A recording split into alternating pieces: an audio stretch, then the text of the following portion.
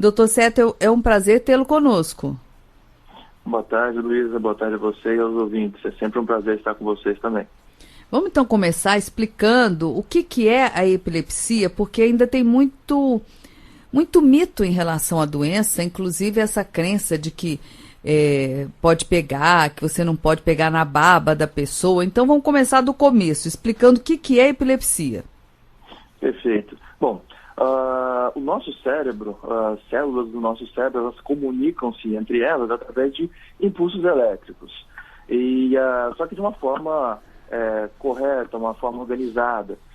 Na epilepsia, e muitas vezes, a maioria das vezes a gente não sabe exatamente o porquê, em alguns momentos essa informação ela vem de uma forma avassaladora, muito forte, não organizada, e isso sim, isso causa a epilepsia, os diversos sintomas possíveis da epilepsia, que vai depender da localização do cérebro onde essa desorganização temporária acontece. Então, isso tanto os sintomas são diferentes, como também as crises e o grau de epilepsia podem ser diferentes.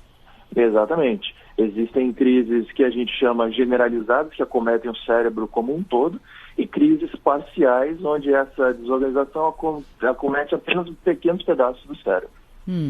Dá uns exemplos para a gente, doutor Cétel. Por exemplo, das crises generalizadas talvez seja até a mais conhecida, embora felizmente não é a mais frequente, mas que seja a crise convulsiva, onde o paciente perde a consciência, o paciente cai ao solo, se debate, tem uma salivação muito intensa, às vezes morde a língua.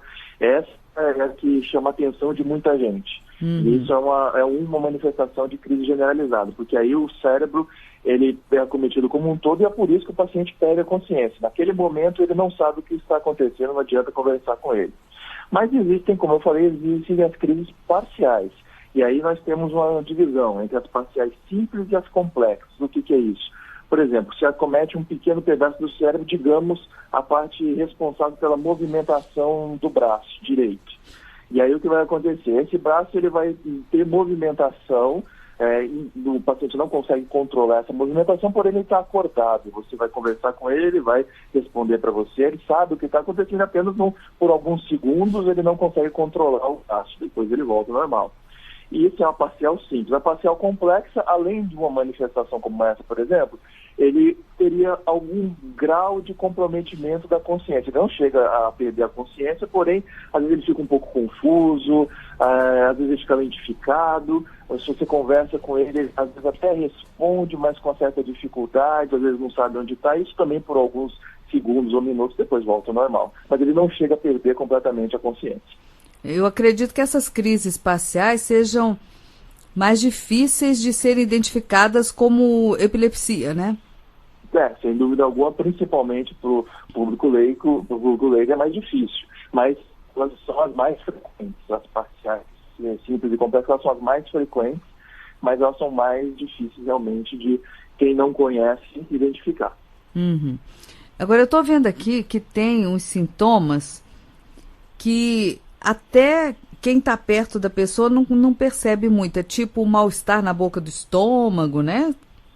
Exatamente. Claro, veja, não é todo mal-estar na boca do estômago que vai ser. Realmente existem alguns sintomas, e aí já são, na verdade, as crises, como eu falei, depende do local do acometimento. Então, às vezes um mal-estar na boca do estômago, às vezes a pessoa para por alguns segundos, fica meio sem resposta, como se estivesse olhando para o infinito, depois volta ao normal. Muitas vezes ela não percebe direito isso, e às vezes quem está lá, dependendo se for muito rápido, também nem percebe que aconteceu.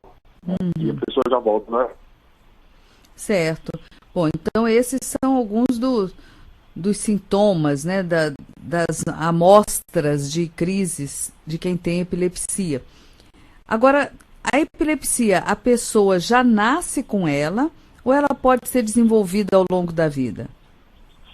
Na verdade, existem os dois casos. Existem alguns casos de algumas doenças que podem já se manifestar logo ao nascimento, pode ter, por exemplo, por infecções que a mãe apresente durante a gestação, ou malformações podem levar a epilepsia, a criança já nascer com a epilepsia, e uma boa parte das vezes, a maioria das vezes, a pessoa vai desenvolver epilepsia durante a vida. Às vezes na infância, boa parte das epilepsias elas surgem ainda na infância, e algumas vezes vai surgir na fase de adulto jovem, ou às vezes até na terceira idade. Isso pode acontecer? Pode. O mais comum é na infância, mas pode acontecer em qualquer fase da vida. Uhum. Vamos então falar de tratamentos, doutor Settel. Como é que seria o tratamento da epilepsia? Claro que a gente já entendeu que vai depender de caso a caso, né? Da gravidade, da localização do problema, não é? Inicialmente, o tratamento é medicamentoso. A primeira tentativa é com medicação. Medicações que a gente chama de drogas antiepiléticas, que existem várias que depende, você começar com uma ou com outra, depende da situação. Só que a gente sabe que, independente das 70% dos pacientes com epilepsia, eles controlam com medicação, seja com uma única medicação, às vezes precisa de 2 medicações, geralmente precisa de ajuste de dose, mas ele vai ter a crise dele, a epilepsia dele controlada com medicação. 30%, ou seja, o que sobrou, 30%, eles não vão controlar com a medicação. Esses 30%, em alguns desses daí, eles têm indicação de tratamento cirúrgico da epilepsia. Claro, nem todos vão se beneficiar. Tem vários critérios. Um deles é não controlar com a medicação. Mas você precisa descobrir o foco e algumas outras coisas para ser um paciente candidato a tratamento cirúrgico de epilepsia, que, quando bem indicado, também tem uma boa resposta ao tratamento. Agora, a cirurgia, ela chega a curar a pessoa? Em alguns casos, sim. Mas, na verdade, o nosso foco com a cirurgia sempre é o controle das crises. Isso aí eu sempre gosto de ressaltar aos pacientes. O fato de operar, muitas vezes, não significa que vai parar de tomar a medicação. Em alguns casos, mais raramente, isso até acontece. Mas o objetivo é que controle as crises, mesmo que o paciente continue precisando usar remédio.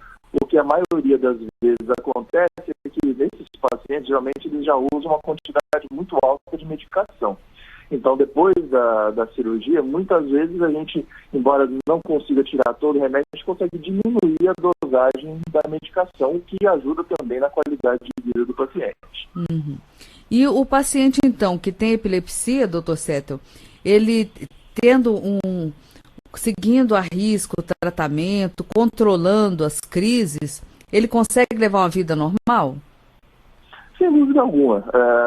É claro, como eu falei, existem alguns casos, algumas síndromes em que a epilepsia é apenas mais uma manifestação, tem outros comprometimentos, mas na grande maioria dos casos, o paciente, ele tem só a alteração durante a crise. Então, quando ele controla a crise, o restante do período fora da crise, ele é normal. Então, ele não tendo a crise, ele fica completamente mais. Não tem nenhuma alteração cognitiva ou motora que vá comprometer ele fora da crise. Então, ao controlar a crise, ele pode levar a vida normalmente. E aí pode, então... seja na parte de trabalho, seja na parte de lazer, seja na parte esportiva, independente de qualquer coisa. A única restrição que a gente sempre explica ao paciente é que geralmente o paciente que usa a medicação, as drogas antiepiléticas, não deve ingerir bebida alcoólica porque elas atrapalham todo o funcionamento das drogas. Isso geralmente é uma coisa que a gente até gosta de frisar nessa época do ano. Final de ano, tem muita festa de família, mas tirando isso, o restante, ele pode fazer todas as atividades dele normalmente. Então, olha, não é porque é final de ano, a pessoa quer tomar um vinho, tomar um espumante. Quem toma esse tipo de medicação deve passar em branco mesmo, né, em relação à bebida alcoólica. Exatamente. Não pode ter ingesta nenhuma, porque o grande problema da ingesta do álcool é que como ele afeta a atividade dessas medicações, e a gente não sabe direito nunca se ele vai aumentar o efeito da medicação, se ele vai diminuir o efeito da medicação e aí facilitar o paciente ter crises, ou se ele aumenta o efeito da medicação, o paciente tem mais efeitos colaterais. Então a gente sempre orienta a não ingerir álcool nessa época. Aliás, em qualquer época do ano. Em qualquer época. Então não abre exceção, né? Não. Não tem exceção. Aí é mais fácil, até a gente costuma falar que é mais fácil quando você tem na família ou entre amigos, né, uma pessoa que tem um problema sério, que vai ter um problema sério se entrar em contato com a bebida, ou você oferece a bebida, mas não insiste para aquela pessoa tomar, porque acontece muito, fica, não, que é isso, é só um golinho, né? E não é só um golinho, vai fazer diferença sim. Então é não servir a bebida, né? Aí ninguém bebe, pronto. Ninguém vai morrer se ficar uma festa de Natal sem tomar um vinho, uma cerveja, um espumante, né, doutor Settel? Claro que, sem dúvida alguma, ninguém morre sem ingestão de álcool, mas a própria pessoa que tem o problema, ela precisa estar consciente que não tem jeito, mesmo com os ao redor dela tomando, e se ela achar que não é possível ela controlar a ingestão, então ela nem compareça à festa, mas isso geralmente não tem problema algum, né? É algo fácil é só dizer não. Só dizer não. Muito bem. Agora, em relação os outros mitos aí, como é uma doença neurológica, ela não é contagiosa, né? De forma alguma. Não se pega a epilepsia por contato com o paciente, ou mesmo passivo do paciente, e quiçá até com sangue do paciente, isso não acontece. A epilepsia não é contagiosa de forma alguma. Certo. E se tiver vendo uma pessoa numa crise dessa que o senhor falou, né, generalizada, em que a pessoa às vezes cai no chão e se treme todo, o que a gente tem que fazer? Perfeito. Então, nesse momento, primeiro lembrar que esse paciente, ele perdeu a consciência. Não adianta querer conversar com ele, tentar pedir para ele mudar de posição. Ele não está vendo o que está acontecendo, ele não sente, ele está fora do ar. Então, primeira coisa, esses pacientes, geralmente, eles, quando tem essa crise, é uma contração de toda a musculatura e de relaxamento, ou seja, ele cai ao solo. Se ele estiver em pé, ele vai ao solo. Então, assim, primeira coisa, afastar objetos que ele possa se machucar, cadeiras, mesas, vasos, lugares que ele possa, durante ele estar se debatendo, acertar e acabar se machucando. Essa é a primeira coisa. Segunda coisa que também aflige muita gente é o paciente, muitas vezes, eles ficam com medo de o paciente poder engolir a língua e sufocar. Primeiro, o paciente não engole a língua, isso não acontece. O que a gente recomenda tem muita salivação, então deixar o paciente virado de lado para essa saliva, ao invés de ele deglutir ou pior ainda, e subir para as vias respiratórias, e ela vai sair pela boca. E nunca colocar nada na boca do paciente, nem o dedo, nem nenhum objeto, porque as pessoas, com essa ideia de o paciente engolir a língua, querem fazer isso. Esse paciente, além de estar sem consciência, como eu falei, ele tem uma contração muscular muito forte. Se você enfiar alguma coisa na boca, corre o risco de machucar o paciente, o dente do paciente, a boca do paciente. E se a pessoa resolver colocar o dedo ou a mão, pode tomar uma mordida grave, às vezes até perder o dedo por conta disso. Então não faça isso. E lembrando que esse tipo de crise, por mais aflitivo que seja, ela é autolimitada. Ou seja, lá o paciente vai apresentar essa crise, ele vai melhorar, ele vai voltar ao normal. Então isso dura alguns minutos, depois muitas vezes o paciente às vezes fica um pouco de dor de cabeça, um pouco sonolento por mais minutos, depois ele volta ao normal e ele pode seguir o dia dele normalmente. A única exceção é quando o paciente apresenta uma crise como essa, ele não chega a melhorar completamente, ele volta a ter outra crise na sequência, não se recupera e tem mais outra crise na sequência, ou seja, uma crise atrás da outra, sem recuperação, isso é uma emergência médica e isso precisa ser levado ao hospital. Uma crise isolada não precisa nem levar o paciente ao hospital. Como eu falei, ele vai se recuperar e ele vai voltar ao dia a dia dele. Muito bem.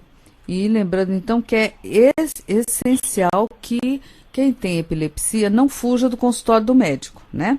Tem que ficar fazendo acompanhamento que é para não voltar a ter crises, né, doutor Settel? Exatamente.